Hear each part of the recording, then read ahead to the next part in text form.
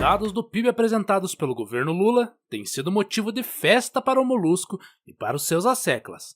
Mas será que dá para confiar nesses números? Este é o Visão Libertária, sua fonte de informações descentralizadas e distribuídas. Ajude a propagar as ideias de liberdade. Deixe o seu like e compartilhe com seus amigos. Fernando Haddad, vulgo Tachad, ministro da Fazenda do Brasil, passou os últimos dias comemorando efusivamente os resultados do crescimento econômico brasileiro, apresentados pelo IBGE. Se no começo do ano as estimativas do PIB do Brasil giravam na casa de 1,5%, agora todos os agentes econômicos parecem situar esse crescimento na faixa dos 3%. A título de exemplo, a agência de classificação de risco Fitch elevou sua projeção da expansão da economia brasileira de 1,7% para 2,6% nos últimos dias. Parece um excelente resultado, não é mesmo? Bom, pelo menos é assim que o Haddad vê as coisas. É certo que do ponto de vista econômico, o governo do Molusco quase não tem o que comemorar, então sem dúvidas, o poste do Molusco não deixaria essa oportunidade passar. Segundo Haddad, o crescimento da economia brasileira é fruto do bom trabalho do governo atual, ou, nas palavras menos polidas de Geraldo Alckmin, o vice da Janja, foguete não tem ré. Mas será que a coisa é realmente tão boa assim? A resposta para essa pergunta é incisiva: não. De fato, diversos especialistas da área econômica já teorizam a respeito dos motivos que levaram a esse não previsto crescimento do PIB brasileiro. Basicamente, são duas as razões que o explicam, sendo apenas uma delas motivada pelo governo atual. E detalhe, não é positiva. A outra se deve a governos anteriores. Comecemos por esse último ponto então. A verdade é que durante os governos Temer e Bolsonaro, importantes reformas foram adotadas, como as reformas trabalhista e previdenciária. Embora ambas tenham sido mais tímidas do que o esperado, elas de fato deram ao menos um bom recado para os investidores, o de que naquela época o Brasil ainda tinha alguma chance de dar certo. Neste momento é importante fazer um adendo. Como libertários, somos contrários a qualquer tipo de intervenção estatal na economia. Em primeiro lugar, porque o Estado sequer deveria existir, por ser um ente ilegítimo e antiético. E em segundo lugar, porque intervenções estatais, além de representarem uma violência contra indivíduos pacíficos, distorcem a economia e quase sempre representam um empobrecimento geral da população. Dito isto, precisamos lidar com a realidade. O Brasil é um país latino-americano medíocre que oscila entre intervenção estatal extrema e intervenção estatal exagerada. Nesse sentido, qualquer redução do Estado, ainda que moderada, representa um ganho para o povo brasileiro. Desta forma, as citadas reformas foram sim um respiro para a economia do Brasil, e seus resultados positivos ainda podem ser vistos. Pena que essa tendência durou pouco, quase nada. Ainda assim, o mais curioso a se notar é que os bons frutos de necessárias reformas estruturantes demoram a aparecer. Geralmente, quem aproveita o sucesso das mudanças econômicas é o sucessor de quem as estabeleceu. Sim, o Lula está surfando na onda do Temer e do Bolsonaro, assim como ele fez no passado com o FHC. Não há muito o que se fazer aí. Esse é um dos vários problemas do nosso sistema democrático republicano. Calma, Xandão, não precisa se empolgar. Ninguém está questionando a vaca sagrada da democracia aqui. Pois bem, chegamos assim ao segundo fator que causa o aumento do PIB brasileiro em 2024. E este, de fato, é um fenômeno puramente petista. Estamos falando, é claro, da expansão fiscal, ou, em outras palavras, do governo gastando dinheiro como se não houvesse amanhã. Esse é um padrão não apenas do governo Lula, mas de todos os governos populistas, e por duas razões.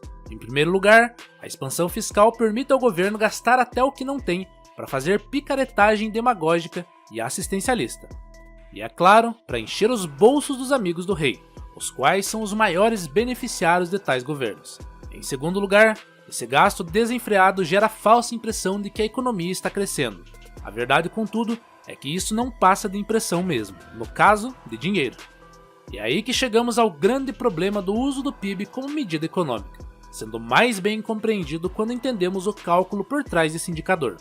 Basicamente, chega-se ao montante do PIB de um país realizando a soma dos seguintes fatores: consumo das famílias, mais investimentos das empresas, mais saldo da balança comercial, mais gastos do governo. Sim, essa é uma análise superficial, mas é suficiente para fundamentar nosso ponto. É na última das variáveis da equação que está o pulo do gato. Quanto mais dinheiro o governo gasta, maior é o PIB daquele país, pelo menos num primeiro momento. Essa é, inclusive, a sina do Brasil governado pelo PT. Vive-se um crescimento fajuto, motivado pela gastança estatal, com uma subsequente e inevitável correção dos erros cometidos pelo mercado. Ou, em outras palavras, trata-se do voo da galinha. Só que esse fenômeno traz consigo outro agravante que costuma não ser percebido. As políticas expansionistas de um governo populista servem também para dilapidar as boas medidas econômicas tomadas pelos governos anteriores. Pense, por exemplo, que a reforma previdenciária de Bolsonaro deu lugar no governo Lula a um gasto previdenciário sem precedentes que provavelmente baterá R$1 trilhão no próximo ano. Já a reforma trabalhista do Temer foi atacada pelo Lula desde sua campanha eleitoral e agora tem sido constantemente bombardeada no STF.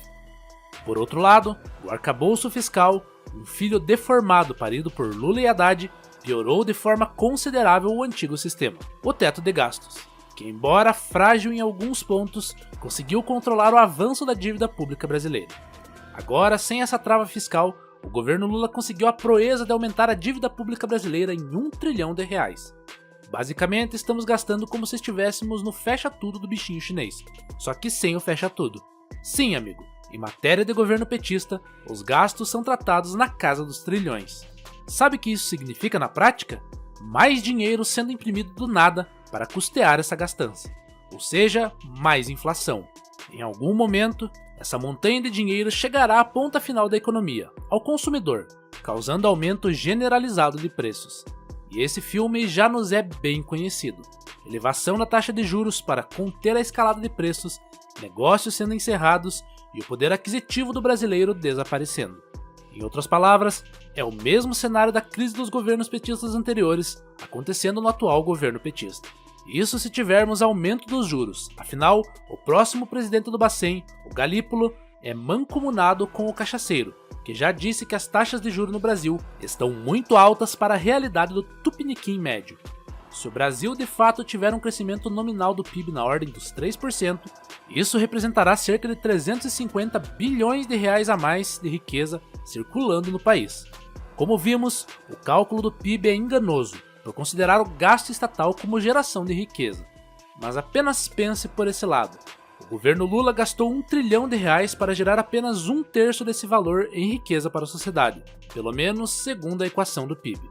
Isso parece ser um bom negócio para você? Não é por outro motivo, inclusive, que todas as previsões econômicas pioraram para 2025 em todos os aspectos.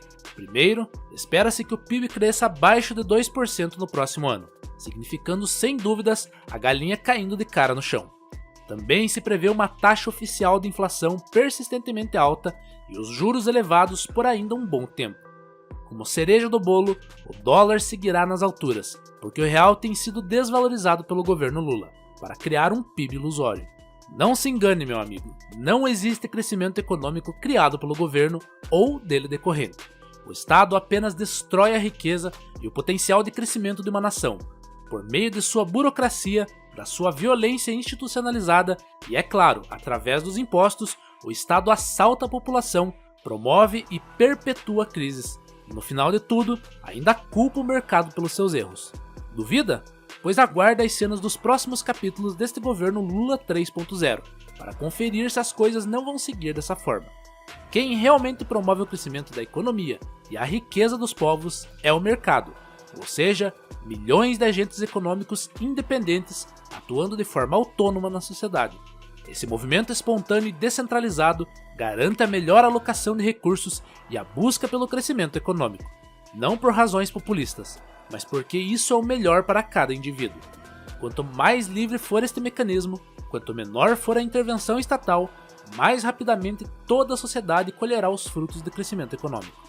No fim das contas, a numerologia estatal, que tem seu ápice no cálculo do PIB, serve apenas para fazer propaganda para o governo. Todos os que estão na economia real, a do mercado, não na economia fajuta do Estado, conseguem perceber que algo não vai bem no Brasil do Lula e do Haddad. E o pior de tudo, muitos já nutrem aquela sensação de déjà vu, por saber que as coisas deram muito errado no passado, quando os governos petistas seguiram por esse mesmo caminho. Contudo, Lula e Haddad vão continuar apostando nesses mesmos erros, expandindo os gastos para mesclar os graves problemas estruturais da economia brasileira. Mal saímos da crise petista anterior e já mergulhamos na próxima recessão. Ainda assim, os jornais continuarão a propagar a mentira de que o Brasil do PT voltou a crescer, mesmo sabendo que, mais uma vez, estamos testemunhando um triste voo da galinha. Talvez a realidade só atinja a grande mídia quando o tal foguete do Alckmin despencar mais uma vez. Obrigado pela audiência. Este artigo foi sugerido por Street Fighter de Rodoviária, escrito por Quintessência, revisado por Coreia com K e narrado por Gordinho Caipira. Este é um canal colaborativo. Um artigo seu pode virar vídeo aqui também, sabia? Basta se cadastrar no nosso site visãolibertaria.com e enviar seus artigos por lá. Não deixe de se inscrever no canal e clicar no botão da campainha para ser avisado de novos vídeos. Até a próxima!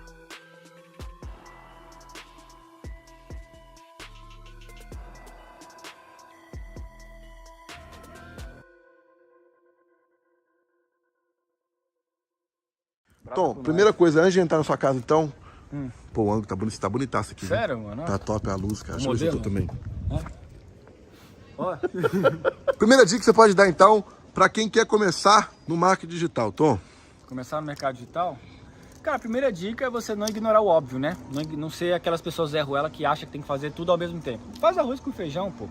Se tu investir num treinamento, faz arroz com feijão que o seu mentor te ensina, aplica até dar certo. Sacou? Não quer plano de galho em galho, não? E quando tá tudo dando errado, o que faz? Quando tá tudo dando errado? É. Você sabe, eu né? penso da seguinte maneira, irmão. Só dá errado quando você não faz. Se você toma uma ação, você tá pelo menos em movimento. Não tem como dar errado, sacou?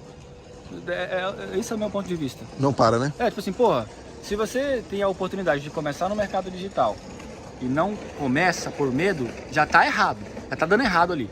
Agora, se você já começou, mano, é só lucro, velho. Ah, eu tô passando dificuldade. Dificuldade não é dar errado, não. Eu costumo dizer que tem aquela frase lá, no final tudo vai dar certo.